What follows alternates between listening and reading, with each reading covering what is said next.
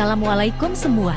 Perkenalkan saya Avita Putrinami. Saya dari program studi Sistem Informasi Universitas Azkia.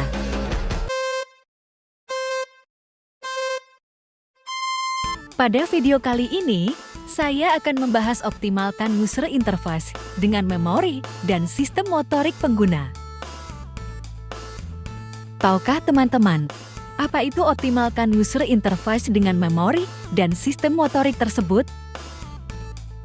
Dalam era digital yang semakin kompleks, merancang antarmuka pengguna user interface UI yang efektif menjadi tantangan sekaligus peluang bagi para desainer. Optimalisasi UI tidak hanya tentang estetika, tetapi juga tentang bagaimana kita dapat memanfaatkan pemahaman mendalam tentang memori dan sistem motorik pengguna. Dengan memahami cara kerja otak manusia dalam memproses informasi dan melakukan tindakan, kita dapat menciptakan pengalaman digital yang lebih intuitif, efisien, dan memuaskan. Presentasi ini akan mengeksplorasi berbagai aspek memori dan sistem motorik manusia, serta bagaimana pengetahuan ini dapat diterapkan dalam desain UI yang optimal.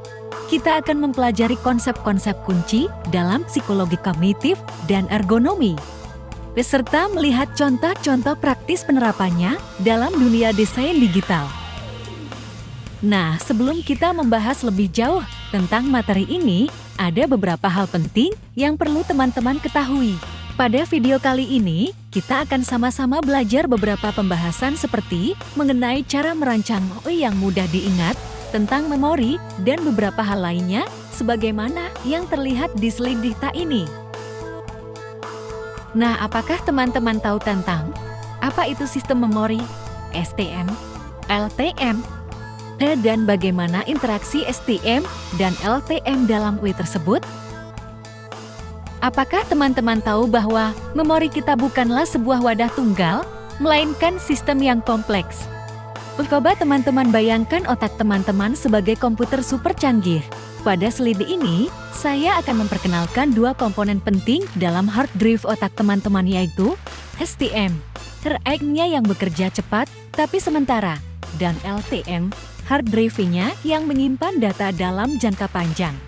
Kembali ke pertanyaan sebelumnya menanyakan tentang apa itu sistem memori, STM, LTM, dan bagaimana cara interaksinya dalam UI. Sistem memori adalah kesatuan yang saling berhubungan dalam menyimpan dan mengolah informasi di dalam komputer. Memori berfungsi untuk menyimpan data sementara dan permanen, serta mengolah instruksi. Coba teman-teman bayangkan otak komputer. Sistem memori adalah tempat komputer menyimpan dan memproses informasi seperti data dan instruksi. Ada memori sementara RAM, seperti catatan di papan tulis yang mudah dihapus, dan memori permanen hard drive, seperti buku catatan yang menyimpan informasi selamanya. Jadi, memori adalah kunci agar komputer bisa berpikir dan bekerja. Selanjutnya, apakah itu sistem memori STM? Short Term Memory disingkat menjadi STM. STM atau memori jangka pendek adalah sistem penyimpanan sementara dengan kapasitas terbatas. Informasi di STM bertahan hanya beberapa detik hingga menit.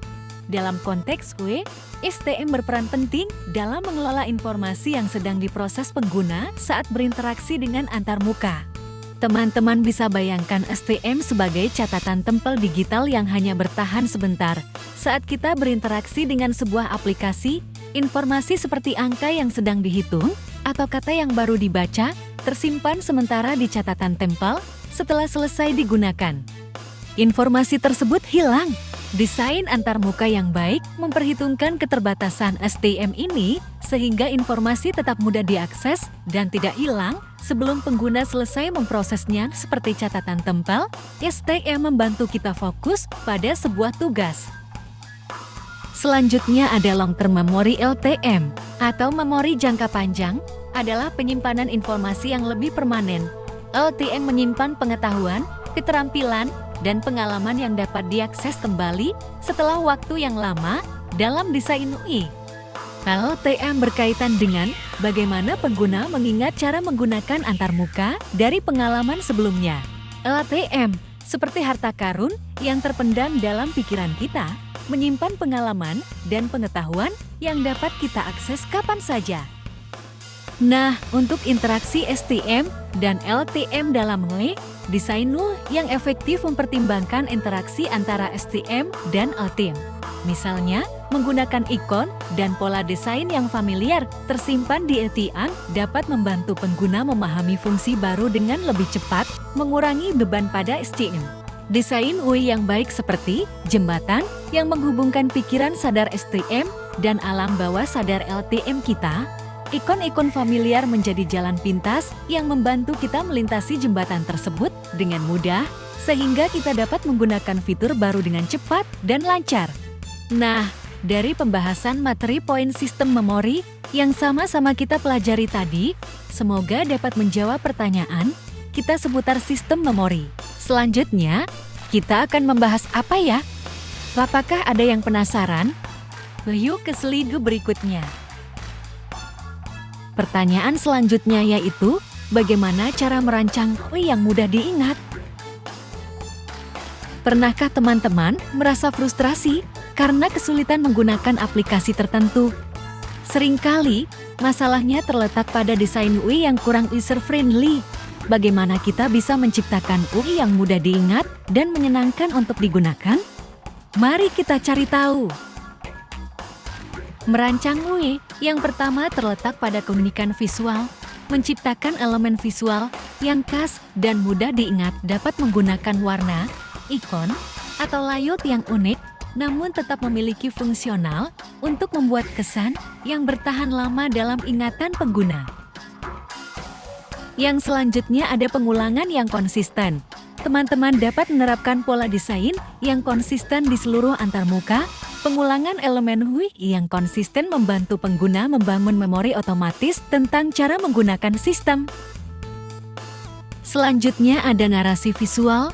Hal ini dapat menggunakan storytelling visual dalam desain UI, menciptakan cerita atau alur yang logis dalam navigasi, dan interaksi dapat membantu pengguna mengingat langkah-langkah dengan lebih baik. Selanjutnya ada pengalaman emosional. Dalam desain UI dapat membangkitkan respons emosional cenderung lebih mudah diingat. Perlu teman-teman pertimbangkan untuk menambahkan elemen yang menyenangkan, mengejutkan, atau menginspirasi dalam sebuah desain yang teman-teman sedang buat. Nah teman-teman, dalam merancang desain UI, beberapa hal tersebutlah yang perlu teman-teman perhatikan. Namun materi ini hanya mencakup beberapa hal saja sebagai dasar dalam merancang sebuah desain UI. Untuk pembahasan selanjutnya, kita akan mencoba memahami tentang implikasi sistem memori dalam desain UI. Apakah teman-teman tahu bagaimana cara otak kita memproses informasi secara langsung dapat memengaruhi bagaimana cara kita berinteraksi dengan antarmuka? Untuk memastikan antarmuka yang mudah digunakan dan diingat, kita perlu memahami implikasi sistem memori dalam desain UI. Keempat prinsip berikut ini akan menjelaskan bagaimana hal tersebut dapat diterapkan dalam praktik.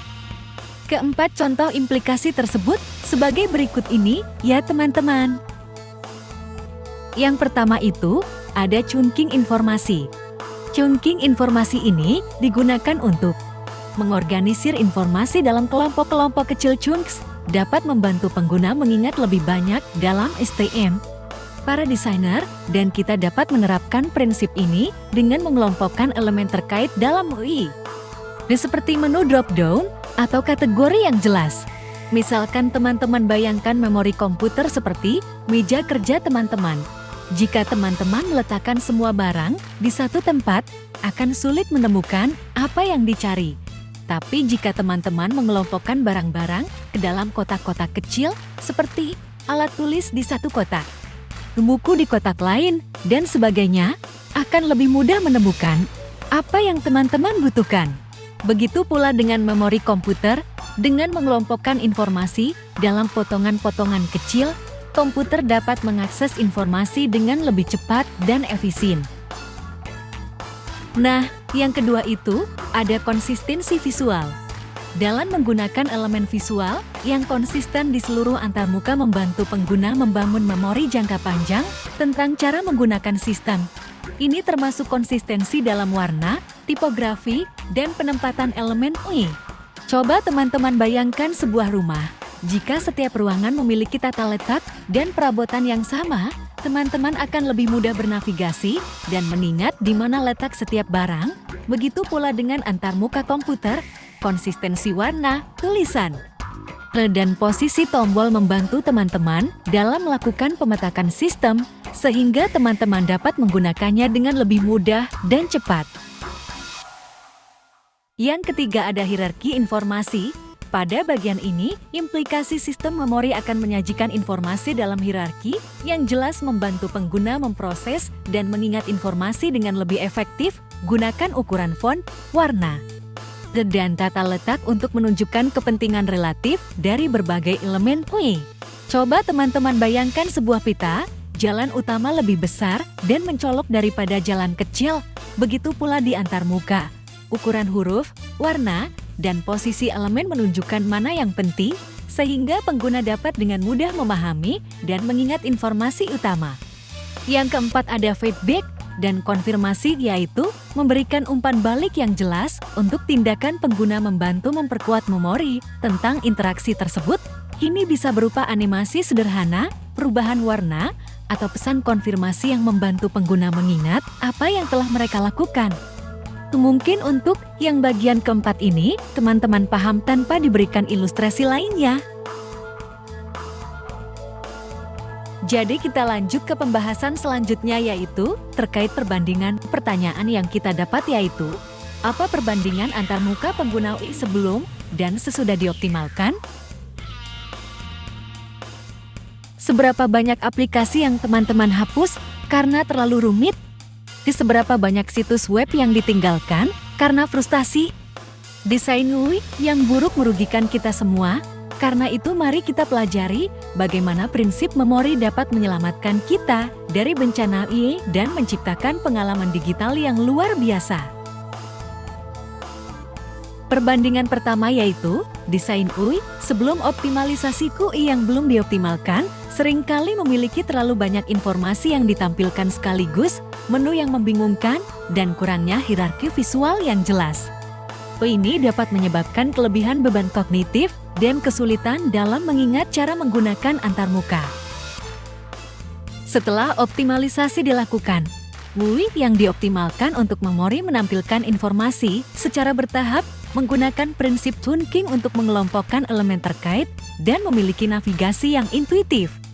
Penggunaan warna dan ikon yang konsisten membantu pengguna membangun memori visual yang kuat. Setelah melakukan optimalisasi hasil yang didapat, dengan menerapkan prinsip-prinsip memori, UI menjadi lebih mudah dipelajari dan diingat pengguna dapat dengan cepat memahami dan mengingat cara menggunakan antarmuka, mengurangi frustrasi, dan meningkatkan efisiensi penggunaan jangka panjang. Jadi dengan menerapkan prinsip-prinsip memori dalam desain UI, antarmuka pengguna UI menjadi lebih mudah dipelajari dan diingat pengguna dapat dengan cepat memahami dan mengingat cara menggunakan antarmuka, mengurangi frustrasi, dan meningkatkan efisiensi penggunaan dalam jangka panjang. Nah, pertanyaan selanjutnya yaitu, apa pentingnya pemrosesan sensori motori dalam desain UI? Apakah teman-teman tahu mengapa penting? Nah, dalam sistem motorik dalam interaksi, terdapat input motorik. Sistem motorik bertanggung jawab atas gerakan fisik saat berinteraksi dengan OI. Ini meliputi gerakan tangan saat menggunakan mouse, keyboard, atau layar sentuh. Desainer harus mempertimbangkan berbagai jenis input motorik untuk menciptakan UI yang ergonomis.